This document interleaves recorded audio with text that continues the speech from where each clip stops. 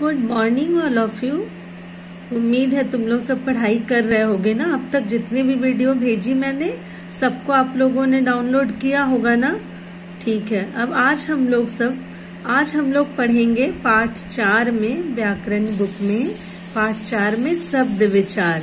हाँ, तो सबसे पहले हम जानेंगे कि शब्द क्या है और शब्द बनता कैसे है।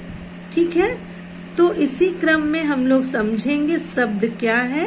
तो हम जो बेटा वर्णमाला का एक एक वर्ण को पढ़ते हैं ना, वर्णमाला क्या क ख छोटा बड़ा या च छ जो भी पढ़ते हैं, छोटा बड़ा तो स्वर हो गया, और वो तो हम उन मात्राओं में प्रयोग में लाते हैं ना। जो वर्णमाला का एक एक वर्ण होता है ना, जैसे क ख च ट त प कोई भी वर्ण ले लें, तो इन्हीं वर्णों को जब हम मिलाकर एक जगह लिखते हैं ना, एक जगह वर्णों को मिलाकर हम शब्द बनाते हैं, उसे हम कहते हैं, उन्हीं वर्णों का जो समूह बनाते हैं, इन्हीं वर्णों को एक जगह मिलाकर जब हम लिखते हैं तो इसे हम कहते हैं शब्द। देखो शब्द बनता कैसे, मैं आपको दिखाती हूँ लिखकर। ठीक है, अच्छे से समझना। ये क क्या है? क क्या है? वर्ण है। अब इसमें हम म क्या है? ये भी वर्ण है। और ये ल क्या है? वर्ण है। और ये क क्या हो गया? वर्ण, वर्णमाला का अक्षर वर्ण। म भी वर्णमाला का अक्षर हो गया और त भी वर्णमाला का अक्षर, और तीनों मिलकर क्या बना? क म ल। क्या बन गया? कमल।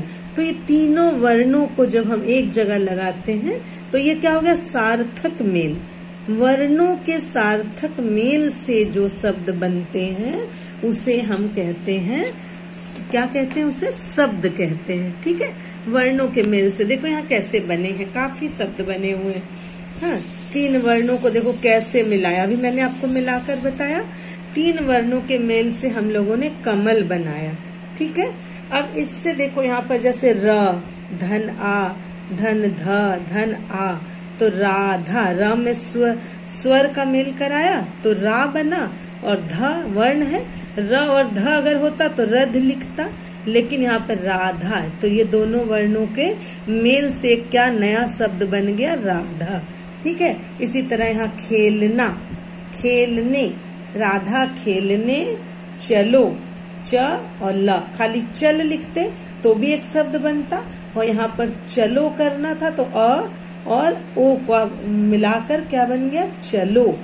ठीक है, तो इस तरह से शब्द बनता है। क्लियर हो गया? अब इसी तरह आप लोग चित्र में देखिए, क है और केवल क का तो क केवल वर्ण हो जाता, और म और ल दोनों मिला दिया गया तो यहाँ क्या बन गया? कमल। क्या बना? क म ल वर्ण मिलाया गया।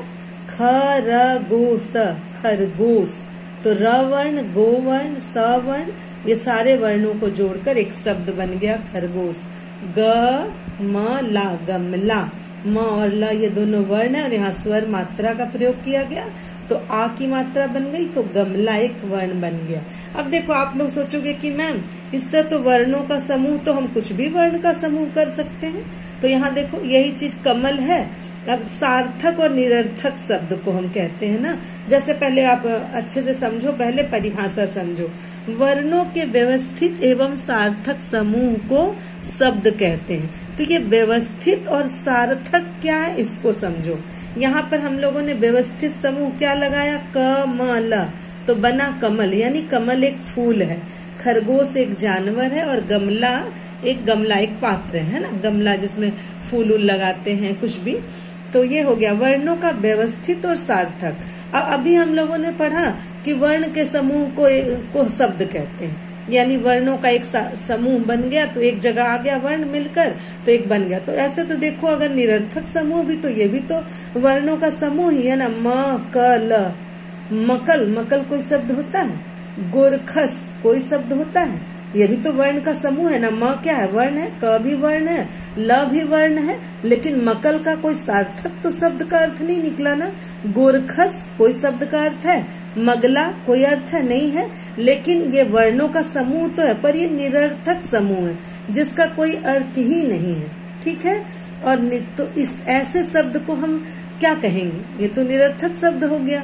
इसीलिए कहा गया है व्याख्या को अच्छे से समझो, परिभाषा को अच्छे से समझो। वर्णों के व्यवस्थित एवं सार्थक समूह को शब्द कहते हैं। सार्थक समूह, जिसका कोई अर्थ निकले, ठीक है, ऐसे वर्णों के सार्थक समूह को हम शब्द कहते हैं। शब्द समझ में आ गया? अब पेज टर्न करिए। अब देखिए इसमें दिया है शब्द को भी 4 भागों में बांटा गया। देखिए शब्दों का वर्गीकरण कैसे किया गया। पहले उत्पत्ति के आधार पे, उत्पत्ति कहाँ से हुई, फिर रचना, उसका बनावट क्या है, फिर प्रयोग, जब हम प्रयोग करते हैं कैसे हम शब्दों का प्रयोग करते हैं वर्णों का, और फिर अर्थ के आधार पे, उसका अर्थ क्या निकलता है उसके आधार पे, ठीक है। तो यहाँ देखिए आपको कॉपी में भी आपको डेफिनेशन पूरा लिखना पड़ेगा। इसी तरह से शब्दों का वर्गीकरण करिएगा 4 भागों में, और फिर एक एक लाइन सबका डेफिनेशन। देखो उत्पत्ति और स्रोत के आधार पे क्या होता है। उत्पत्ति मतलब शब्द आया कहाँ से, उत्पत्ति का अर्थ उत्पन्न होना है ना, आया कहाँ से। अब है मूल स्रोत, जहाँ से शब्द आया। हिंदी भाषा का जन्म कहाँ से हुआ, संस्कृत से हुआ। पहले भाषा हिंदी नहीं थी, पहले संस्कृत था। संस्कृत का ही अपभ्रंश, उसको फिल्टर करके हम लोग पढ़ते हैं वो हिंदी। इसलिए संस्कृत के बहुत से शब्द को हम लोग हिंदी में बदल के प्रयोग करते हैं। जैसे कुछ शब्द है, कुछ बोलियां हैं, ये सब विदेशी भाषाओं से हिंदी भाषा में भी हम लोग प्रयोग करते हैं। जैसे हम लोग डॉक्टर, क्लर्क, इंजीनियर, ये सब हम लोग हिंदी में भी लिखते हैं। इसका कोई अलग से हम लोग नहीं प्रयोग करते हैं ना।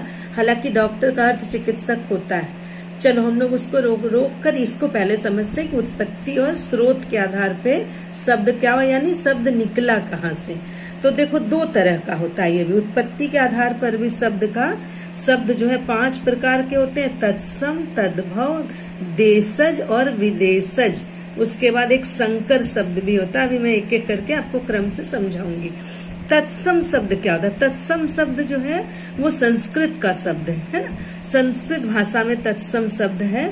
जैसे देखो संस्कृत में हस्त मने क्या हुआ, हाथ, दंत मने दांत, ग्रह मने घर, क्षेत्र मने क्या हो गया, एरिया जिसको कहते हैं, पत्र मने चिट्ठी, है ना। ये सब संस्कृत, ये ज्यों का त्यों जब प्रयोग करते हैं संस्कृत को ही हम लोग प्रयोग में ले आते हैं। तो ये हो गया तत्सम शब्द। और तद्भव जो है वो संस्कृत शब्द का अर्थ है हस्त। यहाँ देखो हस्त मीन्स हाथ, अभी मैंने आपको बताया।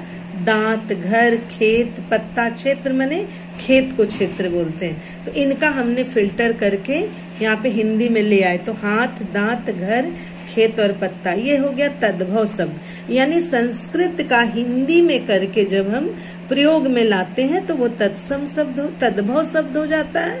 और ज्यों का त्यों संस्कृत में प्रयोग करते हैं तो तत्सम शब्द हो जाता है। इस तरह बहुत सारे शब्द दिए गए हैं, इन सबको देखिएगा आप लोग और अच्छे से समझिएगा। जैसे दुग्ध, तो दुग्ध का हम प्रयोग करेंगे दूध, संस्कृत में करेंगे तो दुग्ध करेंगे, और हिंदी में करेंगे तो उसका मतलब दूध हो जाएगा। ये हो गया उत्पत्ति के आधार पे। और देशज शब्द जो होता है ये एक तरह का मूल शब्द होता है। देशज शब्द जैसे लोटा, खटिया, बिंदी, देखिए दिख रहा है ना, पतीला, झोला, पगड़ी, है ना, घाघरा, डिबिया, रोटी, इस तरह के शब्द जो हैं ये देशज शब्द हैं। हाँ, हमेशा बोले जाते हैं और ये इसका कोई कहीं से संपर्क नहीं होता है। विदेशज शब्द जो होता है विदेश से, विदेशी भाषा, है ना। तो इसमें क्या है, जैसे विदेशज शब्द कहते हैं किसको, जो विदेशी भाषाओं से हिंदी में प्रयोग किया गया है ना। जैसे यहाँ देखिए अंग्रेजी भाषा के शब्द में आ गया। हिंदी में भी अरबी, फारसी, अंग्रेजी आदि भाषाओं के अनेक शब्द प्रयोग में लाए जाते हैं। जैसे देखो अंग्रेजी भाषा का शब्द है फारसी, अरबी, पुर्तगाली, तुर्की, फ्रांसीसी, चीनी, रूसी, सब में सब चीजों को क्या, अंग्रेजी भाषा में clerk, gas, driver, toy, bench, football, manager, motor, cinema, nurse, diary, engineer, ये सब शब्दों को ना कोई हम लोग इसका अलग से अर्थ नहीं बनाते, ये ज्यों का त्यों प्रयोग होता है। तो इसीलिए इसको हम लोग कहते हैं विदेशज शब्द। ठीक है, अब आ जाइए, यहाँ आ जाइए आप, संकर शब्द क्या होता है। संकर शब्द में दो भिन्न भाषाओं के शब्दों के मेल से जब हम शब्द बनाते हैं, है ना, दो चीजों का मेल कर देते हैं तो ये संकर शब्द कहला जाता है। जैसे देखो यहाँ वर्ष, संस्कृत में वर्ष होता है, पता है ना, तो यहाँ संस्कृत शब्द है, संस्कृत वर्ष हो गया और गांठ हिंदी मिला दिए तो संस्कृत और हिंदी दोनों मिलाकर जो शब्द बनेगा उसको संकर शब्द कहते हैं, यानी दो भाषाओं के मेल से। वर्ष हो गया संस्कृत और गांठ हो गया हिंदी, और दोनों को मिला के वर्षगांठ बना। इसी तरह घड़ी, घड़ी हो गया हिंदी, और साज क्या अरबी शब्द है, तो हिंदी और अरबी भाषा मिलाकर घड़ी साज, यानी घड़ी को बनाने वाला। अखबार हमारा फारसी शब्द है, और वाला क्या है, हिंदी है, तो फारसी और हिंदी को मिलाकर हमने बनाया अखबार वाला। क्लियर हो रहा है ना, आपको समझ में आ रहा है ना। मोटर अंग्रेजी शब्द है और गाड़ी देशज शब्द है, तो अंग्रेजी और देशज शब्द को मिलाकर बन गया मोटर गाड़ी। ये तो आपने समझा उत्पत्ति के आधार पे। अब रचना और व्युत्पत्ति के आधार पर भी शब्द होता है। ये कितने तरह के होते हैं? आधार पे शब्दों के 3 भेद होते हैं, रूढ़, यौगिक और योग रूढ़। रूढ़ में देखो क्या करते हैं, वे शब्द जिनके सार्थक खंड नहीं किए जा सकते, अलग नहीं किया जाता, वे परंपरा से किसी विशेष अर्थ के लिए ही प्रयुक्त होता, उन्हें रूढ़ शब्द कहते हैं। जैसे सैनिक, सेना, सेना कोई अर्थ नहीं है इसका अलग से, है, बन गया क्या, सेना, कोई अर्थ नहीं है। इसी तरह हाथी, कोई अर्थ नहीं है इसका, है ना, तो ये हो गया तुम्हारा रूढ़ शब्द। इसी में आता है सेना और हाथी शब्दों के खंड करने पे कोई सार्थक अर्थ नहीं निकलता। अलग कर दोगे तो कोई मतलब निकलेगा, से का क्या मतलब है, ना का क्या मतलब, कोई नहीं सार्थक, तो ये रूढ़ शब्द कहलाता है। ठीक है, क्लियर हो रहा है, आप लोगों को समझ में आ रहा है। इसी तरह देखो यौगिक शब्द में क्या है, पुस्तक, आलय, इसमें बोल रहा है कि वे शब्द 2 या 2 अधिक शब्दों के प्रयोग से बनता है। 2 शब्द के साथ 2 शब्द और जोड़ दिया जाए, 2 से अधिक। देखो पुस्तक, पुस्तक देखो 4 वर्ण का प्रयोग किया गया है ना, मिलकर एक बना पुस्तक, और इसमें धन आलय, तो 2 शब्द पूरा, आलय मने घर और पुस्तक मने किताब, तो दोनों को मिलाकर बना पुस्तकालय। तो ये हो गया आपका यौगिक शब्द, यानी 2 से अधिक शब्द का प्रयोग। ठीक है, अब इसमें जो विशेष लिखा रहता है ना, इसको कॉपी पे लिख लिया करिए आप लोग, और याद भी रखा करिए। अब आया योग रूढ़। योग रूढ़ में देखो क्या होता है, जो शब्द यौगिक की भांति ही बनते हैं पर किसी एक अर्थ के लिए रूढ़ हो जाता है, उन्हें योग रूढ़। जैसे देखो जलज, जल में रहने वाला, जलज कमल को कहते हैं, जल में रहने वाला, जल में जन्म लेने वाला अर्थात कमल, तो ये यौगिक शब्द हुआ, योग रूढ़ शब्द कहलाया। पानी में अनेक चीजें होती है, मछली भी पानी में रहता है, मगरमच्छ भी रहता है ना, किसी मछली रहता है, सीप रहता है जिसमें मोती होती है, मगरमच्छ भी होता है ना। लेकिन यहाँ पर क्या कहा गया, योग रूढ़ शब्द में जलज। ठीक है, तो ये क्लियर हो गया। जैसे पीताम्बर, इस शब्द का खंड क्या खंड कर देंगे अगर अलग, तो पीत और अंबर, पीत मने पीला और अंबर मने क्या हो गया, पीले, अंबर मने वस्त्र होता है, पीले रंग के वस्त्र धारण करने वाला। कौन पीला रंग का वस्त्र धारण करता है, भगवान विष्णु, है ना। तो ये केवल विष्णु के लिए प्रयोग किया जाता है, कोई देवता देवी के लिए, कोई ऐसे शब्द ना, ऐसे शब्दों को हम कहते हैं योग रूढ़। अब तीसरा आ जाओ, 4 प्रकार के होते हैं शब्द प्रयोग के आधार पर। इस आधार पर शब्दों के 2 भागों में बांटा गया, एक विकारी और एक अविकारी। विकारी शब्द तुम लोग क्लास 5, 6 से पढ़ते आ रहे होंगे। विकारी यानी परिवर्तन, और इसका परिवर्तन किसके आधार पे होता है, शब्द का लिंग, वचन, काल आदि से प्रभावित जो शब्द हो जाते हैं वो बदलता है, उन्हीं को हम विकारी शब्द कहते हैं। संज्ञा के आधार पर बदलेगा, लड़का, लड़की, लड़कियां, देखो बदल रहा है ना। सर्वनाम के आधार पर मैं, मेरा, मुझे, मैं, मेरा, मुझे, ये सब क्या है, सर्वनाम शब्द ही तो है।